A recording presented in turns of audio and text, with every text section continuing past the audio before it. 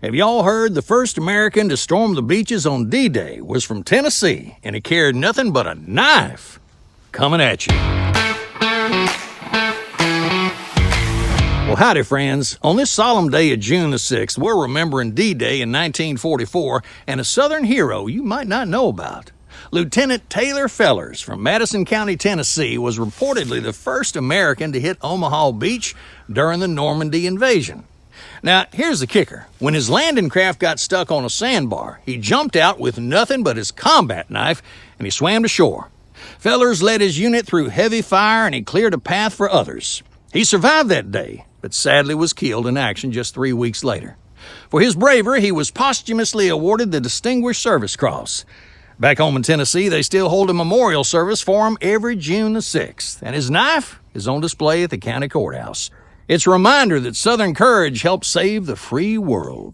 Well, butter my biscuit. Today is National Applesauce Cake Day, and this humble dessert has deep Southern roots. Applesauce cake became popular during World War II when rationing meant butter and eggs were scarce. Oh, those clever Southern homemakers, they discovered applesauce could make a perfect substitute to keep those cakes moist. The recipe became so popular that church cookbooks all over the South featured it, often with names like Victory Cake or Ration Cakes. In fact, a 1943 cookbook from the First Baptist Church of Savannah, Georgia, had 7 different versions. After the war ended, folks kept baking it because, well, it was just so darn delicious. Plus, it travels well to potlucks and keeps for days. So if you're looking for a sweet treat with history, go ahead and whip up an applesauce cake today. Y'all, today's Southern Food Spotlight song, collard greens. It's a leafy green vegetable that's been nourishing Southern souls for generations. Did y'all know that collard greens arrived in America with the very first African slaves in the 1600s? These nutritious greens thrived in Southern soil when other vegetables just wouldn't, making them a staple during tough times. The tradition of eating collards on New Year's Day, along with black-eyed peas and cornbread, comes from the belief that their green color represents money and brings prosperity for the year ahead. Now, the secret to perfect collards, I'm going to tell you, a ham hock for flavor and a dash of vinegar or hot sauce at the table. And don't you dare throw out that pot liquor, the nutrient-rich cooking liquid that old-timers say can cure everything from the common cold to a broken heart. South Carolina even named collard greens their official state vegetable in 2011. Now, that's some serious green respect. And here's some wisdom today from the Bible. The good book tells us in Joshua 1:9, "Have not I commanded thee? Be strong and of good courage. Be not afraid, neither be thou dismayed, for the Lord thy God is with thee, whithersoever thou goest." Y'all, this verse is given to Joshua right as he was about to lead the Israelites into the promised land after Moses died. Talk about some big shoes to fill. But God reminded him that courage don't mean you ain't scared.